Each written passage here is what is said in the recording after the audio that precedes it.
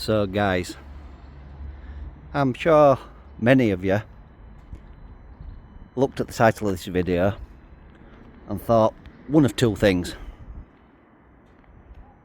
A, it's a clickbait title, or B, Dale of Dale's Dose is having a mental episode. And I can assure you guys, neither of those two things are applicable. Not at the minute anyway. And I'm going to make a short video here and explain to you why this is not just this particular car, obviously other vehicles of this setup, why these are the best products Jaguar Land Rover I've ever made, bar none. And we're going to start under here. So guys, before any of you start, this is a sales car. I know it's filthy, it hasn't been detailed yet, so please don't hound me in the comments. Now, what you're looking at there is not Genie Boom, it's a 2.2 diesel, and this actually originated, believe it or not, in a Ford Transit. The Ford Transit, it then went into the Ford Mondeo ST diesel. It then went in, at the time, back into Jaguar X types, and it had a chain, it was chain driven rather than a belt. Peugeot Citroen PSA took the engine, I think around about 10 years ago now, 11 years ago. They took this engine, they made some modifications to it, so it's not really classed as a Ford engine anymore, it's classed as a Peugeot engine, but fundamentally underneath it is a Ford engine. They did away with the timing chain. They actually made the engine a little bit worse really, because they did away with the chain and replaced it with a belt. So there was some negatives to it and there was some positives. The positives being they gave it more power, so it took it from I think 155 to up to, I think this is 190 brake.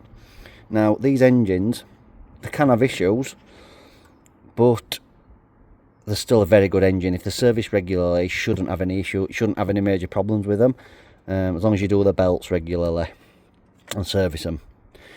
They're basically the opposite sort of engine to an Ingenium. If you look at an Ingenium being an extremely bad engine, this is actually an extremely good engine. And what it's mated to is arguably more impressive. And I say more impressive, guys, because the gearbox in this is the wonderful ZF. I mean, I'm going to say ZF 8-speed, but it's actually not in these. It is a ZF. Let me shut my door, guys. It's actually a ZF 9-speed in these. And why is that? So essentially, this is a ZF 8-speed gearbox that you would find in many other vehicles. Now, Land Rover, when they fitted it, they wanted to have an extra gear. Now, I believe that the reason for that is for getting up hills, basically. So they put an extra cog on there, because after all, it is a Land Rover and it should be able to go anywhere. Now, the 2.2 is a fantastic engine. I won't hear a word said against the 2.2. And yes, they're not perfect, but as far as modern day engines go, they're definitely one of the better ones. Now, in this particular model, mated with the 2.2, as I say, it does come with a 9-speed gearbox, but you wouldn't know. I mean, half the time you don't even know what gear you're in these. But Dale, I hear you crying. What makes this Discovery Sport the best one? There's many of them out there with the 2.2 diesel, with the 9-speed ZF gearbox. What's so different about this particular model? Well, guys, what makes this one a bit more special is the badge, and it's an HSE luxury. Now, an HSE is a very high spec version of these. You know, let's not make any mistakes about it. I mean, those keen-eyed of you may have noticed sensors on the side. There's all sorts of little cue. You know, if you took the badge off this, there is little cues that experts should be able to tell that makes it a luxury.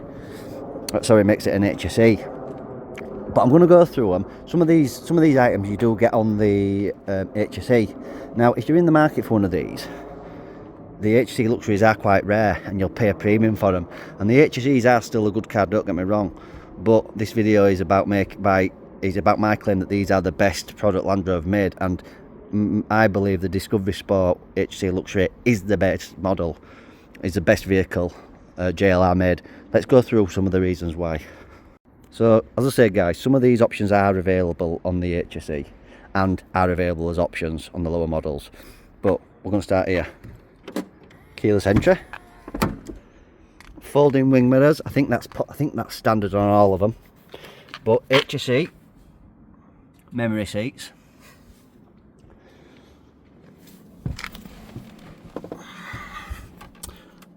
The pan roof is standard. I think that's an HSE, but the standard on HSEs, but I think they're an optional extra, so you might see that on other models.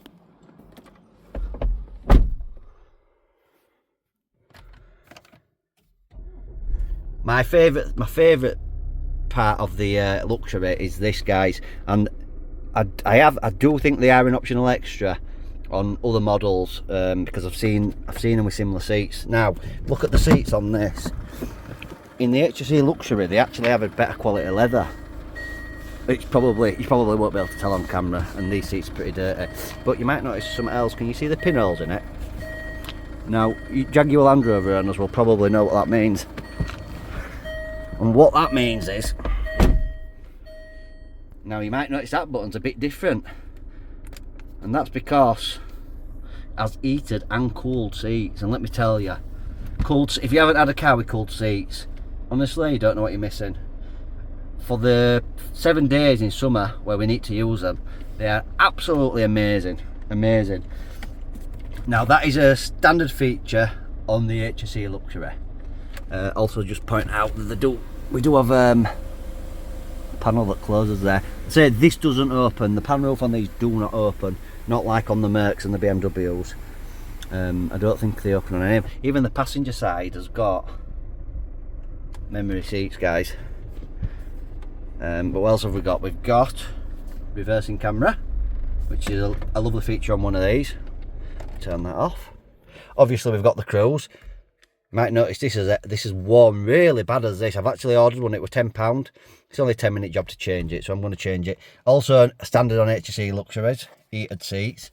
And I'll tell you guys, these heated seats on these, I'm not joking, there must be the warm up so quick. I've had them in the BMWs and they take a while to warm up. In these, within like seconds, it's warm. Obviously, 2 cup holders. Show you round the back.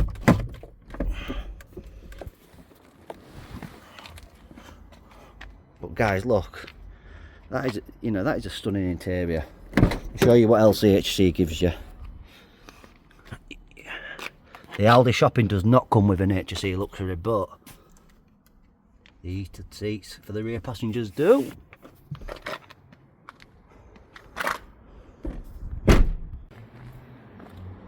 There's the camera. Now, I think I'm right in saying, guys, the electronic tailgate is standard on the HSE as well, but it's an absolutely amazing feature, really is. Obviously, you've got the 7 seats here that pull up. Again, I don't think anybody's ever sat in these. They really are lovely, and just to get them back down, you pull that and push up. But again, just a nice little touch. 12-volt power socket there. And they're the buttons actually, they're the quick, oh, I'm not getting them on camera there, am I? There they are. They're the quick release buttons to fold those seats down, give you a wonderful size boot under here. Also, the HSE luxury comes with a removable tow bar, and I believe that is standard feature from factory.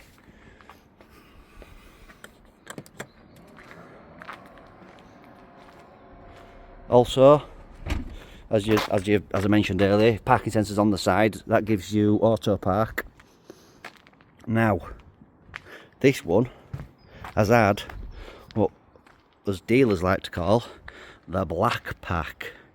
Now, whether Land Rover did a black pack, I think they did do a black pack on them, but a lot don't have it on. So what we do, we sell a lot of these, and what we do is, I'll show you here what we do.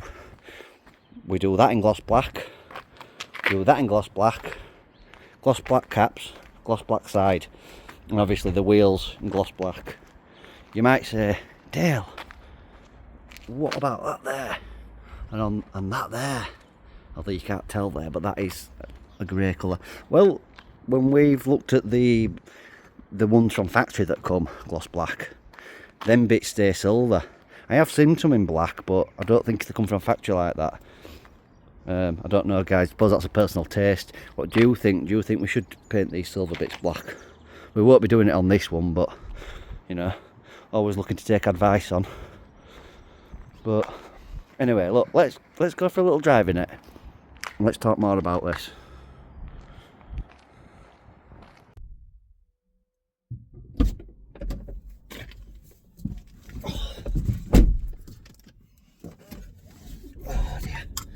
We'll take it for a little drive and let's see. As I said, this isn't meant to be a review. I'm basically making a statement. Some of you may agree, some of you may, I'm sure a lot of you don't agree. But I think these are overlooked. I really do think they're overlooked.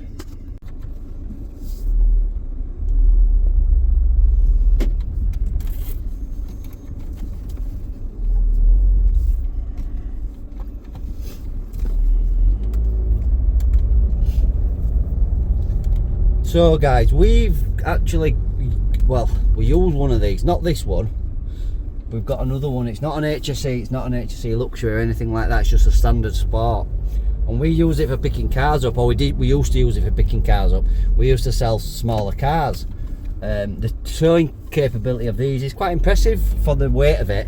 I think they weigh just under 1900 kilo, and the towing capacity of these is 2.3, 2.2, or depends if you have the 7-seat option. They vary from 2.1 to 2.3, depending on whether you have the 7-seat option. So they are, and they do tow very well indeed. When we're towing with a car on, so to give you an indication, we're probably pushing 1900 kilo with it when we're towing, and we're achieving on tow with weight on 28 miles per gallon on the motorway, which is really good, to be fair. We've had Shoguns before, which I know they're a lot bigger vehicle, and they wouldn't do that. So I think it's impressive, if I'm being honest. I really do. Inside, it's lovely. Inside, the cockpit area is lovely. Everything works, guys. Let me tell you, this is an it's a 10-year-old vehicle. This, let me tell you, absolutely everything works on it. Everything. This car took over the Freelander 2, should I say. The Freelander 2 itself is a great car. We've sold a lot of Freelander 2s, but the Sport, the Discovery Sport, is just the next step in evolution. I'm going to say it's a bit bigger. I think you feel like you sat a bit higher in a Freelander, but I'm not sure of the dimensions, but I think you feel a bit higher.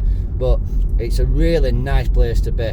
I mean, the later Freelander 2s are very good looking vehicles, but I think these Discovery Sports, for a 10-year-old vehicle, they're still a very, very handsome car. They really are. And as I say, it does everything that you need. Towing caravans, if you've got a lot of kids, ideal with the 7 seats in the back. And it just shows how popular these cars are by how many you see about. But if you are going to go for one, I honestly would recommend you try and go for the 2.2D. Now, I've done videos before about the Ingenium engine, and I think an Ingenium engine maintained properly can be just as reliable, if not more reliable, than these 2.2Ds. The issues with the Ingeniums is a poorly designed DPF and massive service intervals. I think like the service intervals are 18,000, 20,000 miles. Now, if you're doing a lot of motorway miles, you probably won't have any engine issues. If you're doing, you know, and when I say that, I mean from new. If the car's been doing big motorway miles from new, if you're buying a big diesel 4x4 and just do it school runs, and shopping runs, which the majority probably people I'd say are doing, then you are probably going to run into issues with the Ingeniums if you don't follow these simple rules. And I'll say you're running into problems with Ingeniums, you will still run into problems with these 2.2Ds if you're only doing the short runs, because ultimately even these 2.2s can have issues with the DPFs, and it's the same story. Although the Ingeniums, the 2.2s will take a bit more of it than what an Ingenium will, you can still have the same issues. And you'll basically, what happens is the emissions, the DPFs get clogged up, the emissions then creates back pressure down, it gets through your piston rings down into your oil sump, it mixes with the oil, it clogs the oil, and after 18,000 miles of not changing the oil, you're on an hiding to nowhere, because it stops the oil getting around the system. So that's why you see so many Ingeniums with turbo failures, big end bearing seizing. It's all from that, and it's the same advice to someone with an Ingenium. I recommend that if you're only doing short runs, your school runs and stuff like that, you want to be doing a service every 6,000 miles, and I'd be doing a DPF clean or putting some DPF additive in as well at the same time. Now with these 2.2s, not as bad. I'd still say 12,000 miles you want to be doing it. But my point is, guys, don't be put off totally by an Ingenium. If you can find an Ingenium on good miles, and what I recommend doing is getting the oil tested. If you can get a sample, and I know this might be difficult, but a dealership might be more willing to do it than a private seller. But if you can get a sample of the oil, or if you buy it from a dealer, you could buy the car, then get a sample of the oil, because if there's metal already in that oil, then you've already got problems, and you can return the car. Now I recommend doing that if you're going to get an Ingenium. I just think err on the side of cautions. But if you do get a good Ingenium, honestly, they can be an absolute belting car. They're powerful, they're definitely better on fuel than the 2.2, 100% better on fuel. As I say, I think they're a bit more powerful, and they are a modern engine. The actual Ingenium engine is a really well designed engine, but it's really being killed by emission regulations, and that's what's causing a lot of the problems. So guys, just weigh it up with the Ingeniums. Don't automatically discard them. Do what I say. If you're buying from a dealer, get it tested. There's companies all over. We're based in Yorkshire. There's a company in Brighouse I think it's called Miller Oil, and they do testing. Basically, you just get a bit of oil out. Any garage will do it for you. Get a bit of oil out, you send it off, and they will test it for metal, and they'll advise you on the health of the engine. That's my advice. If you get one and it comes back good, stick to the rule. Service it every 6,000 miles and do a DPF clean. And honestly, I would say you won't have any issues with an Ingenium if you stick to those rules. 2.2D, I'd say they're not as common for these to fail, but again, they can fail, guys. So just use a bit of caution with whichever engine route you go down. But I'd like to hear everyone's thoughts on it. Am I just a madman? Are these the ramblings of a madman, or do I have a valid point?